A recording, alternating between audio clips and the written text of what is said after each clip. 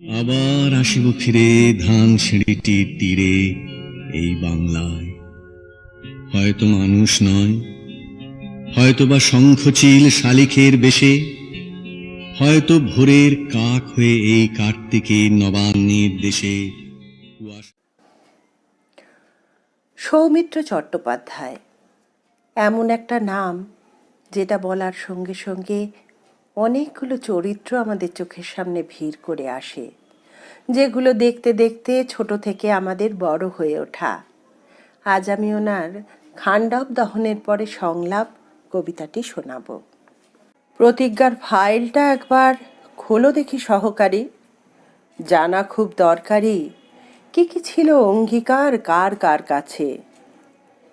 কি দেখবেন ফাইল, সবই তো পুরে খাক হয়ে গেছে। 1000 মাইল শুধু মরুভূমি পড়ে আছে, কোনো ছায়া নেই, কোনো মনোমুগ্ধ ছবি। মিছিমিছি হাত কালি কেন করবেন, ভুলে যান, গেছে সবই। কি হবে আউড়ে আফসোসের পাঁচালি? বলো কি হে, কবে পড়ল এ অরণ্য খাণ্ডব? পাতায় পাতায় ইতিহাস, কত কি ন্যাকামি রাখুন।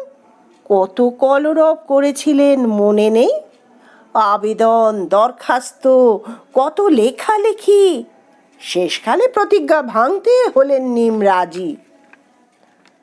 হায় সহকারী, তবে সব শেষ? না না, এ নিশ্চয়ই তোমারই কারসাজি। আবার ধাপ্পা কেন স্যার, যুগলে যুক্তি করে উল্টিয়ে গণেশ? যদি কিছু ঘটতে হয় এখানেই ঘটুক। যদি কোনো স্নিগ্ধ সকাল স্মৃতির কুয়াশা থেকে বের হয়ে আসে সাবয়ব হয়, এখানেই হোক। কোনো সন্ধ্যা মাঙ্গলিকের ঝংকার দিয়ে বেদনা মুছে দিতে চায়, এখানেই আসুক সেই মার্জনা। যদি কিছু ঘটে এখানেই না হয় ঘটুক। সদ্যপ্রয়াত কিংবদন্তি শিল্পী সৌমিত্র চট্টোপাধ্যায়, যিনি বাংলার তথা বাঙালির সম্ভবত শেষ আইকন, তাঁরই কবিতায় ধরা থাক তাঁর স্মৃতিতর্পণ। এমন মনে প্রাণে যাপনে শিল্পী মানুষ বাংলা আর কখনো দেখবে কিনা সন্দেহ। বাঙালি প্রজ্ঞা, হিউমার, প্রগাঢ় উপস্থিতি, অমলিন সৌন্দর্যবোধ, আমৃত্যু যিনি সচেষ্ট ছিলেন অনন্য অননুকরণীয় জীবন সদৃশ অভিনয়ের।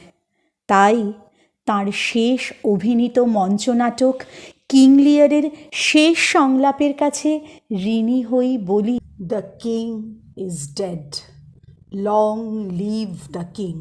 সন্ধ্যা আসে নম্র মুখে ধেনু শূন্য মাঠে, চিহ্নহীন পথ দিয়ে লয়ে স্বর্ণচারী, পশ্চিম সমুদ্র হতে ভরি শান্তি বাড়ি।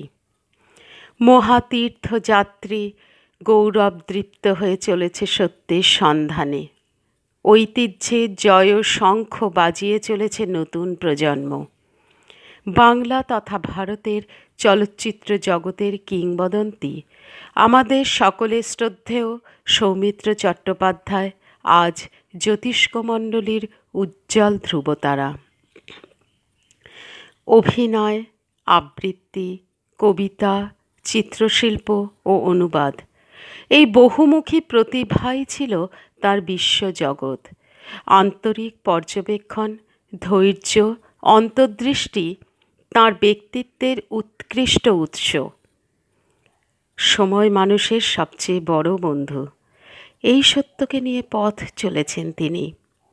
খুব সাবলীলভাবেই সময়ের সঙ্গে সঙ্গে প্রয়োজন অনুযায়ী নিজেকে পরিবর্তনের সুযোগ দিয়েছেন।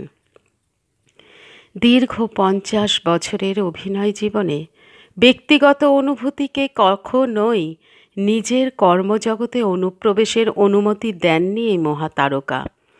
সাহিত্য নির্ভর চলচ্চিত্র ছিল পছন্দের প্রথম তালিকায়। পরিমণ্ডলী, পরিপূর্ণ বিশ্বাসযোগ্যতার কাঠামো, এই তন্ত্রে বিশ্বাসী ছিলেন তিনি। অনুকরণ করে নিজের সত্তাকে বিকশিত করা যায় না। সমাজকে এই স্বচ্ছ রাস্তা দেখানোর ছিল এক অনন্য পদ্ধতি। বিশ্ব সংসারে কেন এই সৃষ্টি, কেন এই জীবন। এই উপলব্ধি দার্শনিক সৌমিত্র চট্টোপাধ্যায়কে এক অন্য ভাবনা সাগরের সন্ধান দিত। মাতৃভাষার মাধ্যমে নিজের আত্মপ্রকাশ, এই ভাবনা সঙ্গে নিয়ে নিজের পথকে আরও মসৃণ করে নিয়েছিলেন তিনি। অবচেতন মনে মৃত্যু ভয়ের একটা ভাবনা তাকে কিছুটা প্রচ্ছন্ন করে রাখলেও পরবর্তীকালে রবীন্দ্রনাথ ঠাকুরের অনুপ্রেরণা তার মনোবলকে আশ্বস্ত করেছিল। মৃত্যু অনিবার্য, মৃত্যু আছে বলেই জীবন বর্ণময়। এই জয়গান শেষ দিন পর্যন্ত গেয়ে গেছেন আমাদের পরম পূজনীয় সৌমিত্র চট্টোপাধ্যায়। ভবিষ্যৎকে সাক্ষী রেখে বর্তমান ও অতীতের মিলন গানের মধ্যে জীবনের খোঁজ পেয়েছিলেন। সাহিত্যের ঐকতান সঙ্গীত সভায় একতারা যাহাদের, তারাও সম্মান যেন পায়।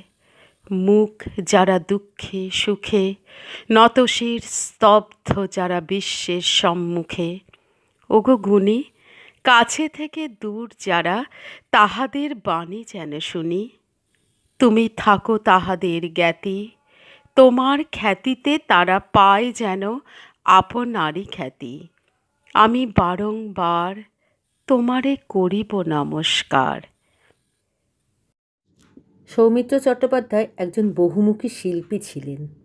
তার শিল্পের বিস্তার অভিনয় থেকে শুরু করে সাহিত্যচর্চা ও আরও নানান দিকে ছড়িয়েছিল।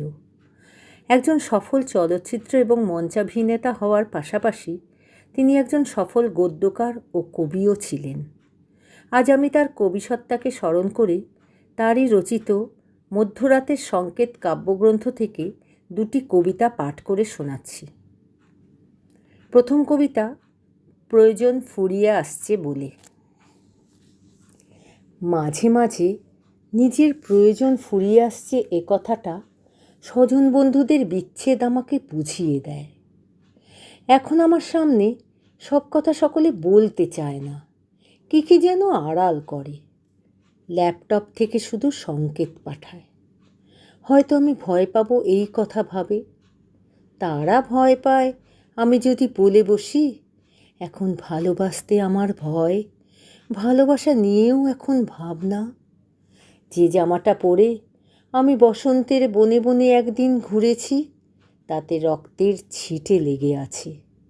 হয়তো ওরা তা দেখতে পায়। এসব নিয়ে আমার আর ভাবনা নেই। ভেতরে ভেতরে আর কারো কাছে যে কিছু চাই না, তা হয়তো সকলে জানে না। ভাবনা হচ্ছে না আমার প্রয়োজন ফুরিয়ে আসছে বলে। তার আগে শস্যের সুখ্যাতি করে আমি দু একটা গান বেঁধে যেতে চাই। ঢেকিতে পার দেওয়ার ছেলেবেলার শব্দ দিয়ে তার তালটা বাঁধিয়ে দেব। দ্বিতীয় কবিতা, শেষ শয়ানে। শেষ শয়ানে সবই শান্ত মনে হয়। জীবনে কতখানি প্রবঞ্চিত হয়ে সে ঘুমাতে গেছে, মৃত্যুর মুখোশে তা আঁকা থাকে না। শেষ শয়ান যত ফুলে সাজানো হয়েছে, সাদা গন্ধরাজ, লাল রঙ্গন, নীল অপরাজিতা, সবই নীরব শান্তি শুয়ে রয়েছে ওর সঙ্গে। ফুলগুলো কত বছর তার বিরহকে আতুর করেছে তা এখন আর বোঝা যায় না। শোকযাত্রায় যাবে বলে কারা খুব নিচু স্বরে কথা বলছে। শেষ শয়ানের পাশে তারা শান্ত থাকতে চায়। পাথর বিদীর্ণ করে ফুটতে চেয়ে একেশিয়া সে অস্থির হয়ে উঠছে। এই বিক্ষোভও তারা এখন দেখতে চায় না। সৌমিত্র চট্টোপাধ্যায়ের এমআরআই। আমার যখন এমআরআই হচ্ছিল তখন একটা সুড়ঙ্গের দেওয়াল আমার মুখের ওপর চেপে আসছিল, তাই বুকের ওপরেও সমস্ত শরীরের ওপরেও। অতি নিশ্চলতার মধ্যে তখন একটা দমচাপা অন্ধকার আমাকে সন্ত্রস্ত করে তুলছিল। আর আমার অবস্থাটা সঠিক চিহ্নিত করার জন্যে ডাক্তাররা একটা বোঝাপড়া করতে চাইছিল। এ সময় আমার শিয়রে বসে আমার মেয়ে আমাকে সাহস যোগাবে এমন অনুমতি আমার চেয়ে নেওয়া ছিল। আমাকে ওই প্রায় অন্ধকারের সন্ত্রাস ভুলিয়ে রাখতে সে কথা বলছিল। আমার কপালে সে হাত রাখতেই পলাশ শিমুলের রঙে পৃথিবীর এই অঞ্চলে একটা হোলি খেলা শুরু হলো। আমার যখন এমআরআই হচ্ছিল। সৌমিত্র চট্টোপাধ্যায়, এই নামটির সঙ্গে জড়িয়ে আছে বাঙালির আবেগ, বাঙালির এক নস্টালজিয়া। বাংলা তথা ভারতীয় চলচ্চিত্রে এমন একজন অভিনেতা সত্যি বিরল। তার অভিনয় শৈলী মুগ্ধ করে রেখেছে প্রজন্মের পর প্রজন্মকে। তার অভিনীত চলচ্চিত্র শৈশব মনে তুলেছে আনন্দের হিল্লোল। 1935 সালে 19শে জানুয়ারি কৃষ্ণনগরে তাঁর জন্ম। আমাদের সকলের জানা সত্যজিৎ রায়ের অপুর সংসার দিয়ে তাঁর পথ চলা শুরু। এরপর একে একে করেছেন সব কালজয়ী সিনেমা: হীরক রাজার দেশে, অভিযান, গণশত্রু, ঝিন্দের বন্দি প্রভৃতি। তাঁর প্রৌঢ়কালেও আমরা দেখেছি তাঁর সমান অভিনয় দক্ষতা। বেলা শেষে, পোস্ত, বরুণবাবুর বন্ধু, সাঁঝবাতি প্রভৃতি সিনেমাতেও তিনি রেখেছেন তাঁর প্রতিভার স্বাক্ষর। বয়সটা যে একটা সংখ্যা, তিনিই তা প্রমাণ করেছেন। গত 15ই নভেম্বর 2020 এই নক্ষত্রের পতন ঘটল। চলে গেলেন বাঙালির অপু। কিন্তু শিল্পীর কখনো মৃত্যু হয় না। তাঁর সৃষ্টিতে তিনি অমর হয়ে থাকবেন আমাদের হৃদয়ে। শালপিয়ালের পক্ষ থেকে শিল্পীকে জানাই আন্তরিক শ্রদ্ধাঞ্জলি। হে ঐশ্বর্যবান, তোমারে যা দিয়েছিল সে তোমারই দান। গ্রহণ করেছ যত, ঋণী তত করেছ আমায়। হে বন্ধু, বিদায়।